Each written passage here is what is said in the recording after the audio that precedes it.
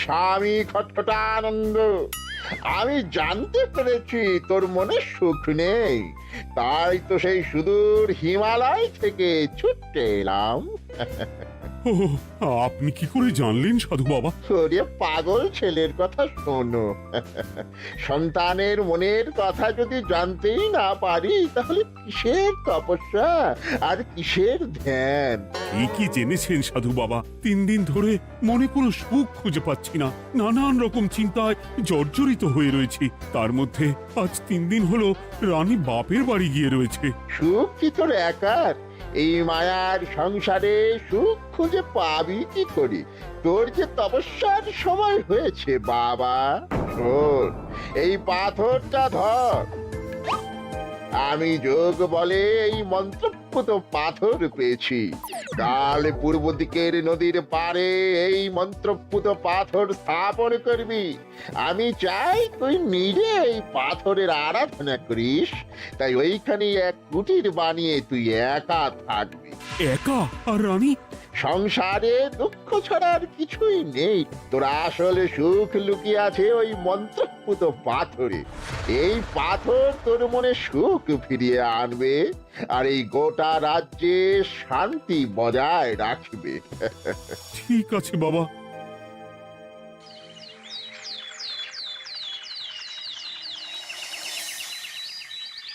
জয় বাবা খটখটানন্দের জয়।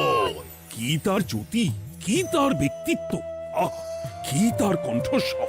এই মন্ত্রপুত পাথর আমার এবং এই রাজ্যের সকলে সুখ শান্তি ফিরিয়ে আনবে।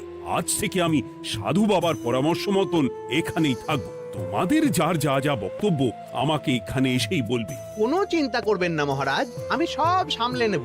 আপনি নিষ্ঠা সহকারে সাধু বাবার আদেশ পালন করুন। মহারাজ, যার নামেই খট তার কথাই ভরসা করা কি ঠিক হবে? একটা সামান্য পাথর কি করে সুখ ফিরিয়ে আনবে মহারাজ? বিষয়টা কি খটখটানন্দের মতন খটকার নয়? এটা মোটেই সামান্য পাথর নয় গোপাল, এটা মন্ত্রপুত পাথর। আর এসব হচ্ছে বিশ্বাসের ব্যাপার। শুধু তোমার মতন ভাঁড় দিয়ে কি আর রাজ্য চলে? রাজ্য চালাতে গেলে ভক্তি, শ্রদ্ধা, আশীর্বাদও দরকার হয়। কি শাস্ত্রে বলে বিশ্বাসে মিলায় বস্তু, তর্কে বহুদূর। কিন্তু মহারাজ, রাজ্যটাও তো চালাতে হবে। আপনি এখানে থাকলে এই রাজ্যের কি হবে মহারাজ? একবার ভেবে দেখুন, সাধু বাবা আসল না হয়ে নকলও তো হতে পারে। দেখো গোপাল, তোমার যদি মনে বিশ্বাস না থাকে তাহলে আমি বলবো তুমি আর এখানে এসো না। তবে সাধু বাবার নামে কোনো বাজে মন্তব্য আমি শুনবো না। আমি চাই না আমার এই অবিশ্বাসের কারণে আমার রাজ্যের কোনো ক্ষতি হোক। আর আমি এই রাজ্যের মন্ত্রী, আমি থাকতে তোমাকে রাজ্য নিয়ে বেশি ভাবতে হবে না। তুমি এখন যাও তো গোপাল, যাও। মহারাজকে আর বিরক্ত করো না। পাল না থাকলে এ রাজ্যের কিছুই এসে যাবে না। আমরা থাকতে নাকি ভাঁড় চালাবে রাজ্য? আচ্ছা, ঠিক আছে, দেখা যাক। তাহলে আসি মহারাজ। হ্যাঁ হ্যাঁ, এসো এসো।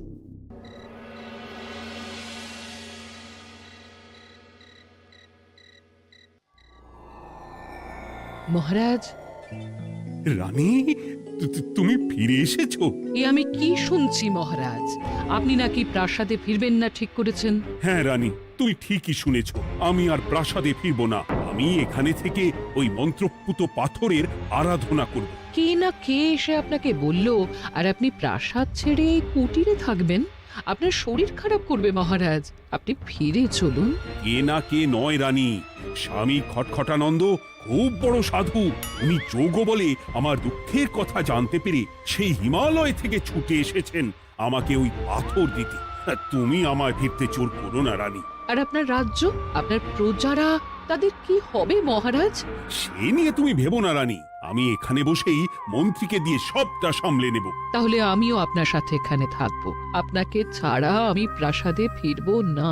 তা হয় না রানী, সাধু বাবা আমাকে একা থাকতে বলেছেন। এসব ধ্যান যোগ আরাধনা একা করতে হয়। গোপাল সবটা জানে মহারাজ।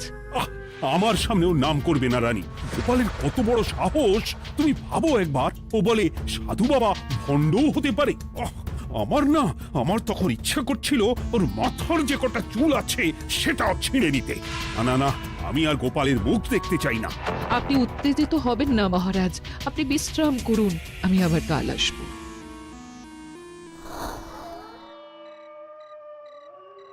রাতের হাটেও সবজির যা দাম বেড়েছে, এরপর শুধু এক বেলা খেয়ে থাকতে হবে।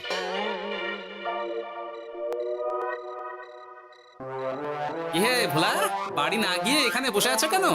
দুঃখের কথা কি আর বলবো তোমায় গোপাল দাদা। বলোই না, শুনে দেখি। সামনে বর্ষা আসছে, বাড়ির ছাদটাও মেরামত না করলেই নয়। কিন্তু আমার কাছে তো এখন এত টাকা নেই, তাই ওই গিন্নির সাথে পরামর্শ করে গেলাম মহারাজের কাছে সাহায্য চাইতে। থামলে কেন, পুরোটা বলো। কি আর বলবো গোপাল দাদা, মহারাজের উত্তর শুনে আমি তো অবাক। সবই তো বুঝলাম ভোলা, কিন্তু আমার যে কিছুই করার নেই। সাধু বাবা বলেছেন আজ থেকেই রাজ্যের সব সুখ দুঃখের দায়িত্ব ওই মন্ত্রপুত পাথরে। তুমি চিন্তা করো না, এক কাজ করো, তোমার সমস্যার কথা গিয়ে ওই মন্ত্রপুত পাথরের কাছে জানাও। আর তোমরাও আজ থেকে তোমাদের যা চাওয়া পাওয়া আছে সব গিয়ে ওই পাথরকে জানাবে। হ্যাঁ, যা করার পাথরই করবেন। একবার যদি ওই সাধুকে হাতের কাছে পাই না, তাহলে ওই পাথর দিয়েই বেটার মাথা ফাটাব। কিছু বললে গোপাল দাদা? না, কিছু বলিনি। যাও, তুমি বাড়ি যাও, চিন্তা করো না, দেখি কি করা যায়।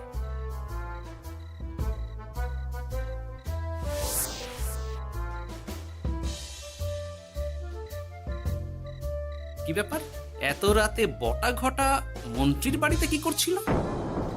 কি বটা ঘটা, আজকে মন্ত্রী মশাইয়ের বাড়ি খাওয়া দাওয়া ছিল? খাওয়া ছাড়া কি অন্য কিছু আসে না তোমার মাথায়? চ চ চ, আমাদের অনেক কাজ আছে, চ। আরে এত তাড়া কিসের? বাবা, বটা ঘটার এত কি গুরুত্বপূর্ণ কাজ যে একেবারে ছুটে পালালো? না, ব্যাপারটা তো সুবিধের ঠেকছে না।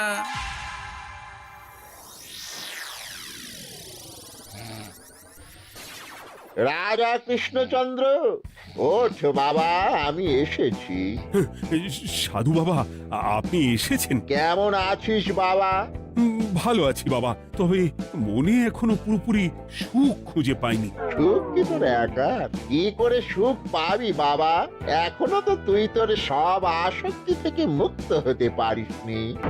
আর কি কি করতে হবে আমায় বলে দিন বাবা। একটা কাজ বলবো, করতে পারবি? বলুন বাবা, আপনি যা বলবেন আমি তাই করব। এই রাজপাট তুই ছেড়ে দে, এসব থেকে নিজেকে মুক্ত করে তুই তোর সাধনায় মন দে, দেখবি তার ফল তুই পাবি। কিন্তু তাহলে রাজ্যের কি হবে? কে দেখবে সাধু বাবা? কেন, তোর মন্ত্রী, ওর থেকে ভালো লোক তুই আর পাবি না। ওই হচ্ছে তোর আসল শুভাকাঙ্ক্ষী, আমি যোগ বলে জানতে পেরেছি। আচ্ছা, তাই হবে। আর আর ওই গোপালটাকে যদি পারেন একটু সাহায্য করবেন বাবা। ওই তুচ্ছ গোপালকে নিয়ে তুই চিন্তিত হোস না, ওরে ভুড়ি মন্ত্রী মশাই ফাটাবে। তুই যা, ঘুমো।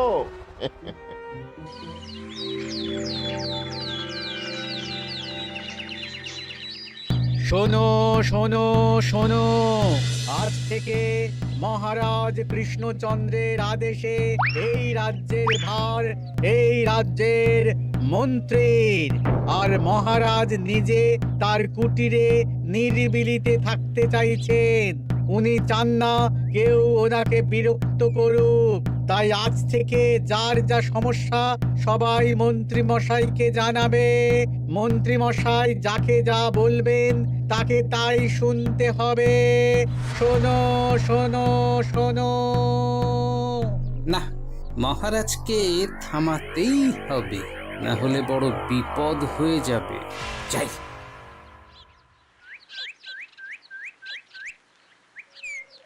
মহারাজ, এই ভুল আপনি করবেন না। মন্ত্রীর হাতে রাজ্যের ভার দিলে রাজ্যের সর্বনাশ হবে মহারাজ। দেখো গোপাল, আমি যেটা করেছি সেটা ঠিক বুঝেই করেছি। আমার সিদ্ধান্ত আর বদলাবে না। আর এই বিষয় নিয়ে আমি তোমার সাথে কথাই বলতে চাই না। মহারাজ, গ্রামবাসীরা আপনার এই সিদ্ধান্ত খুশি মনে মেনে নেয়নি। সবার কথা একবার ভেবে তারপর সিদ্ধান্ত নিন মহারাজ। একজন বাইরের লোকের কথায় কোনো সিদ্ধান্ত নেবেন না দয়া করে। গোপাল, তুমি যদি সাধু বাবার সিদ্ধান্তে প্রশ্ন তোলার চেষ্টা করো তাহলে আমি বাধ্য হব মন্ত্রীকে বলে এই রাজ্য থেকে তোমায় বিতাড়িত করতে। একজন সেই হিমালয় থেকে আমাদের উপকার করতে এলো আর তুমি তার বিরুদ্ধেই কথা বলছো। ছি ছি গোপাল, ছি। মজা, কি মজা! শুধু মুদ্রা, শুধু মোহর, যেদিকে তাকাবো শুধু সোনার মোহর আর সোনার মোহর। তুমি কি পাগল হয়ে গেলে? এখনো হয়নি গিন্নি, তবে এবার সত্যি সত্যি হয়ে যাব। এত সোনার মোহর একসাথে হাতে পেলে কেউ কি সুস্থ থাকতে পারে? আর বেশি দিন বাকি নেই যখন কৃষ্ণনগরের কোষাগারের মালিক হব আমি। আর মহারাজ, মহারাজকে ছেড়ে দেবেন? চিন্তা নেই, মহারাজ কিছুই করতে পারবেন না। তিনি এখন সাধু বাবার আদেশে পাথরের আরাধনায় ব্যস্ত। আর প্রহরীরা, তারা কিছু বলবে না? প্রহরীরা তো এখন আমার গোলাম।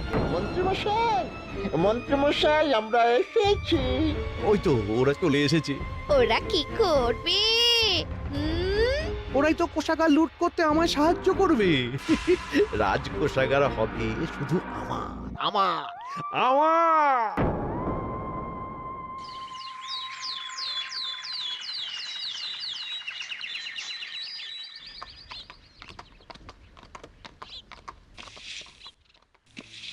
গোপাল, রানীমা, আপনি আমায় ডেকে পাঠালেই তো পারতেন। রাজ্যটার যে কি হবে গোপাল?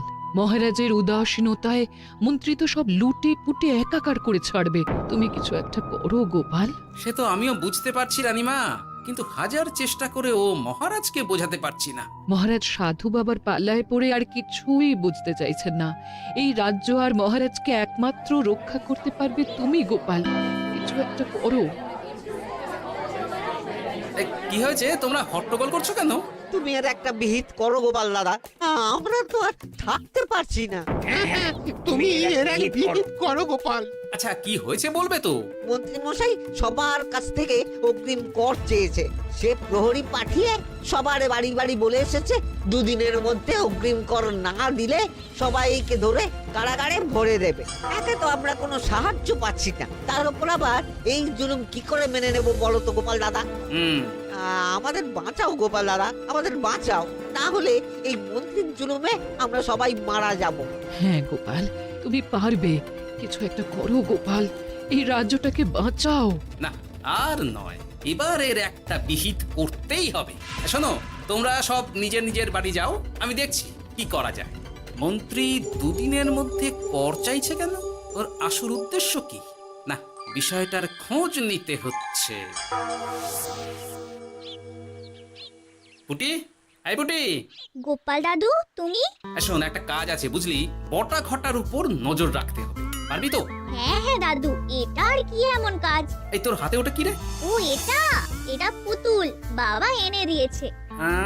পাথরটা খুব চেনা চেনা লাগছে, কোথায় যেন দেখেছি। কোথায়? রে, সাধু বাবার দেওয়া পাথর। আর এটা একই পাথর মনে হচ্ছে। এই তোর বাবা এটা কোথায় পেয়েছে রে? তা তো জানি না, তবে শুনেছি পাশের গ্রামে। বাহ, পাথরগুলো দেখতে তো খুব সুন্দর। এই সব পাথর তোমার? আজ্ঞে হ্যাঁ, আমি এই পাথরের মূর্তি বানাই। এই পাথর কি তুমি বিক্রি করো? না না, শুধু পাথর তো বিক্রি করি না। এটা কি? ও, ওটা আমি আমার সব পাথরের একটা চিহ্ন দিয়ে রাখি। এতে বোঝা যায় যে এই পাথরের মূর্তি আমার তৈরি। বাহ, চমৎকার কাজ করেছো। তোমাকে যে কি বলে ধন্যবাদ দেব তুমি জানো না। কৃষ্ণনগরের কত বড় উপকার তুমি করলে। গোপাল দাদু, ও গোপাল দাদু, গোপাল দাদু, গোপাল দাদু। কি ব্যাপার, এত সকাল সকাল? ভালো খবর এনেছিস মনে হচ্ছে। শুধু ভালো নয় দাদু, একেবারে গরম খবর। দাদু, রহস্য আমরা ফাঁস করে ফেলেছি দাদু। বলিস কি রে? শুনি শুনি। কাল রাতে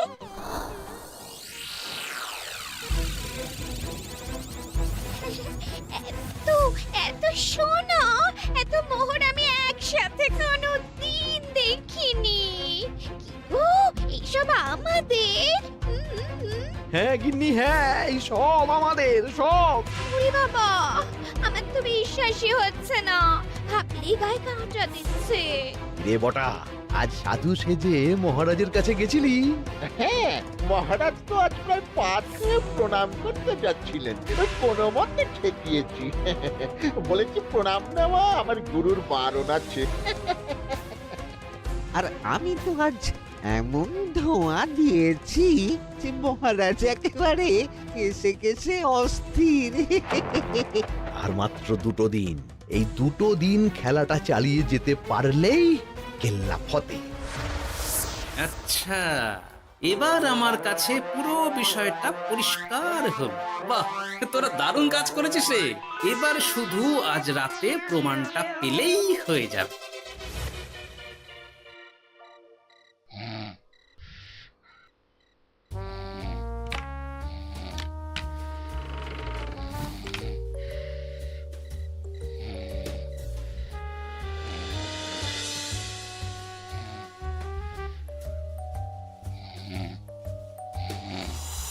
এই তো একে একে 2 মিলে যাচ্ছে। বাবা বাবা বাবা, এবার খেলা জমবে।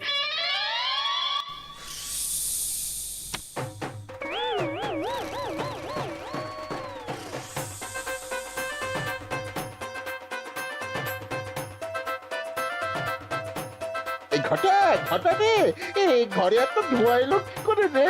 সত্যিই তো, এত ধোঁয়া এলো কি করে? ঘরে কি আগুন লাগলো নাকি রে? এই বটা, ওটা কি রে? হ্যাঁ, এ তো ভূত। আমরা তো কিছু করিনি। আমরা কিছু করিনি, বিশ্বাস করো ভূত দাদা, আমরা কিছুই করিনি। তোরা আমাদের পূর্বপুরুষের প্রস্তর খণ্ড নিয়ে এসেছিস। তোদের এত বড় সাহস! আজ আমরা তোদের ঘাড় মটকাবো। আমরা কোনো খণ্ডমণ্ড নিইনি ভূত দাদা। এই কথা, তুই কি ওনাদের কোনো খণ্ড এনেছিস? না না না না না, আমি তো অমন কিছু আনিনি। আমার মনে হয় ওই আপনাদের কোথাও একটা ভুল হচ্ছে। মহারাজকে ওই পাথর তোরা কোথা থেকে এনে দিয়েছিস? ওটাই আমাদের প্রস্তর খণ্ড, আমাদের 5 পুরুষের সম্পত্তি।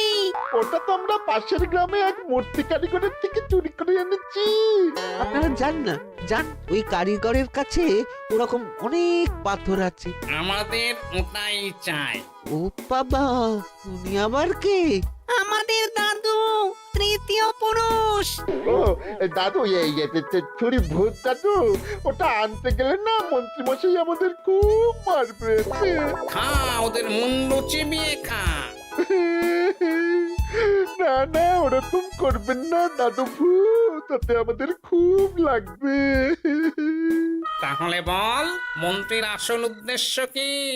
2 দিন পর ও কি করবে? 2 দিন পরে মন্ত্রী মশাই কোষাগার লুট করে রাজ্য থেকে পালাবেন। এবার আমাদের ছেড়ে দিন দাদু ভূত। তোদের ছাড়তে পারি একটাই শর্তে। বলুন বলুন।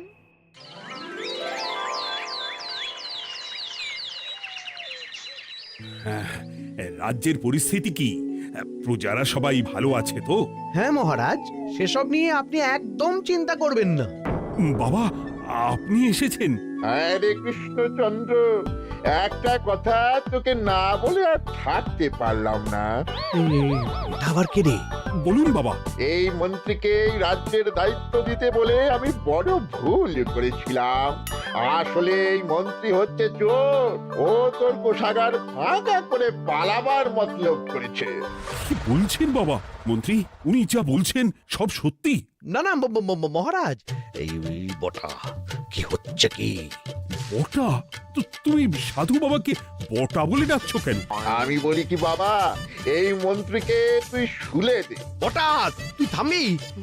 আমার খেয়ে আমায় ছুরি মারা? ওর কথা আপনি বিশ্বাস করবেন না মহারাজ। ও সাধু নয়, ও ভণ্ড। মানেটা কি? মন্ত্রী মশাই ঠিকই বলছেন মহারাজ। ও সাধু নয়, ও কৃষ্ণনগরের বটা। এসব আপনার আদরের মন্ত্রীর কাজ মহারাজ। মন্ত্রী আপনার রাজ্য লুট করার মতলব করেছে, তাই বটাকে সাধু সাজিয়ে আপনার মন জয় করে প্রথমে আপনাকে প্রাসাদ থেকে তাড়িয়েছে, তারপর রাজ্যপাট নিজের হাতে নিয়ে কোষাগার হাতিয়েছে। আর এই পাথর? এই পাথর কিসের গোপাল? পাথর? পাথর এই কারিগরের মহারাজ। উনি পাশের গ্রামে এই পাথর দিয়ে মূর্তি গড়েন। মন্ত্রী বটাকে দিয়ে এই পাথর চুরি করিয়েছে।